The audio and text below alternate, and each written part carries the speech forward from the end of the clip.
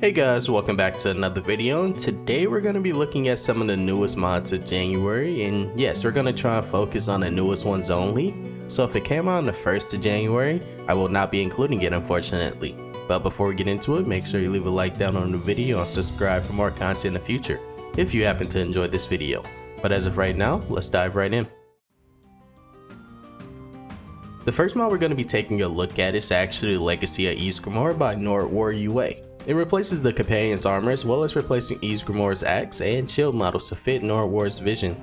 And as a little side note, having to repeatedly say Ysgramor is kind of hard. It's like a mind trick. You kind of want to say something else but the right thing comes out. But as you can tell, this armor kind of fits closer to their Sons of Skyrim mod, which replaced the guard's armor. So I guess Unard's aim right now is to get all armors looking similar to each other so it kind of fits better into Skyrim. And that was actually one of my gripes with Sons of Skyrim. It actually looked too good compared to the other armors of Skyrim, but then again it is the best guard armor out right now, and it does cover every single one, so it's pretty much our only choice. This mod was originally part of Sons of Skyrim, but it was removed and now it's back as its own little standalone replacer for the companions. But not only does it replace the armor of the companions, it also replaces their Skyforged weapons and shields, just to fit their new armor look. Otherwise it would look a little weird. But if you choose to, you can get this armor as a complete standalone, so it won't replace anything if you're a little selfish and you just want this to yourself. But I can kind of see it from a roleplay standpoint as being the armor just for the Harbinger, so while everyone else is using the normal wolf armor or whatever armor they have because they're not part of the circle, you'll have this one since you're technically the leader now. I wonder if that constitutes as a spoiler, because I know people still haven't actually played Skyrim yet, they just want an actual mod for now. But oh well, it's 12 years old, can't keep it a secret forever. Should have played the game. One more little thing, because the axe and shield was reworked, the flags of the companion and the Vultrad was reworked as well to fit the new model, but I doubt you would have noticed that if I didn't point it out. This next one though is actually pretty simple in nature. Up next we have Diverse Campfires Base Object Swapper by Frank Black. It does exactly what you think it does though. This mod uses Base Object Swapper to introduce over 30 variants of campfires, because at base you'll probably only notice one or two different ones, but the second one mainly being me just thinking that it's different from the first one when it's probably the exact same one. This mod does require Base Object Swapper and Embers XD, which is something 95% of us already have in our list anyway. Unless you're still rocking with Embers HD, the only benefit of that one over XD is that HD doesn't update every 2 days. But I mean, to each their own, but if you stick with HD, then you can experience this super immersive mod, which actually should have been in my last video. You guys should go check that one out though, even though it is missing this one. With this mod, you'll experience different rock sizes, different stick sizes, big and small, and yes, I did say stick, not the other word, you pervert. I should have just said wood though. Well, that would sound just as bad. So we're just gonna move on. This is one of those mods that you just grab and install with no extra work, and then you just get to enjoy the new immersion. The next mod is a weapon mod by the one and only Billy called Clanbringer, which is loosely based on the sword of the same name from Morrowind, which is something I keep getting recommended to play but haven't touched yet, so maybe I will eventually. There is two versions of this sword. One you can get by crafting, which is kind of the boring one in my opinion. Anyone can craft a sword nowadays, but the second version you get by reward for the Chieftain of the Thirsk. The sword is pretty powerful as well. It stands on par with the Daedric swords, which is pretty in-game in my opinion. Actually, I don't think there's much opinion on that at all, it's pretty much a fact. So if you need a pretty powerful sword that you can pretty much sneak and grab early on, then this is pretty much it. Might be a little cheating, but hey, it's in your game. Oh, and there's a little plus on top of the damage already being used, considering it is based on Daedric. It also has the silver perk, which means that it does extra damage to the undead, vampire, and werewolves. But I've always wondered, why do we separate vampires from the undead like they're two separate things, considering a vampire is technically undead? Let me know your thoughts on that down in the comments, because I'm a little confused.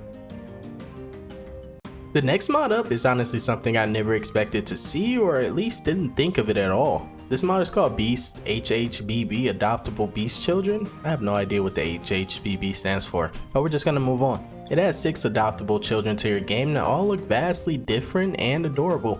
And due to them being beast children, it adds only Khajiit and Argonian children. Each one has their own unique location where you can find them, as well as names that are pretty unique. No more Americanized names like Sophia. I've always considered playing a Capleton since there is a mod for it, and now that there is an adoptable child that actually looks the same as them, I think I finally have another reason too, and a real reason to finally do it. Because they are, in my opinion, the coolest looking Khajiit folk. This mod doesn't actually have any requirements, but it is made to go along with Hearthfire multiple adoptions, and considering that mod allows you to have 6+ children, you can pretty much go around and grab every single one of these kids. Well, provided you meet the requirements. I probably shouldn't have worded it that way. But either way, now you don't have to adopt all human race kids. Now you can take that role playing to the next level. Depending on if you even like to adopt, maybe you'll just add this mod so kids can run around and be homeless because you like that kind of thing. Or maybe you just want something other than human kids in your game.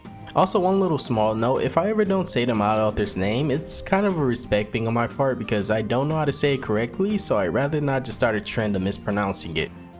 Honestly, this might be the first time I'm actually showcasing a mod like this, but I guess there's a first for everything.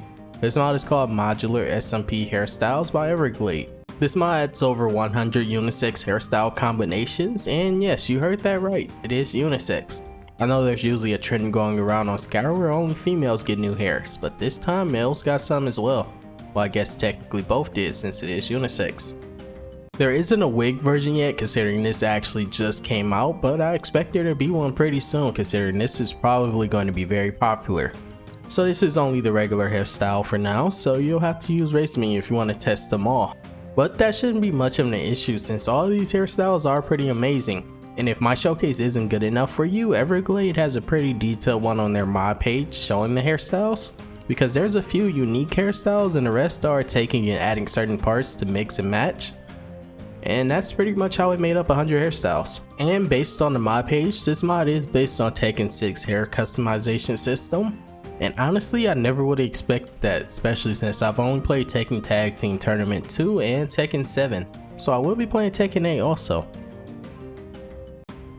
So the next mod we have to cover is actually a vanilla friendly armor named Elven Enforcer Armor by... They told me how to pronounce it, but we're just gonna move on. I still love you though if you end up watching this video. This armor is unisex and also supports beast races, even though I don't know why you join the Thalmor as a beast race, but I'm sure there's some lore behind it. This armor does come with 1 and 2K textures at base you can choose before you download, but there's an upscale version with 4 and 8K textures, and just for the sake of the video I decided to try 8K textures, which is something I've never done before. This armor adds over 13 pieces of equipment that you can choose from to mix and match and find that perfect outfit, whatever you're aiming for that playthrough. And the best part is that this armor is craftable. All you need is the Elven smithing perk because it is similar to the vanilla Elven armor. This one just looks way cooler. One thing to note though, this armor is distributed via SPID when you install the mod, but you can easily delete that file and keep this armor all to yourself. Which is kinda typically what I do. I can't have NPCs looking cooler than me in my own Skyrim. Next up, we have a super simple plug and play mod, just means you can install it and play immediately. This mod is called Vanargand Animations Unarmed Pugilism Stance by Vero. This is a simple animation mod for when you're unarmed and ready for battle. It will play a small animation when bringing up your fist before playing a looping ideal to show just how ready your character actually is for battle. The equipping animation though does remind me of Mission Impossible, and you'll know which movie I'm talking about when you see it, so just for that it gets an endorsement from me. Up next we have a pretty immersive mod named Striding Silt Striders by Vikin. Hopefully I said their name correctly. Who by the way also has some other great mods you should probably go and check out because they are very underrated. But this mod makes it so all those tall static giant bug buildings actually start to move around in Soul's time. I used to always wonder why they never moved around, and it was definitely by Bethesda's design, at least so I think. But this mod fixes that, so now they will actually feel alive and look it. They will walk around water and landscapes with someone actually riding them and controlling them.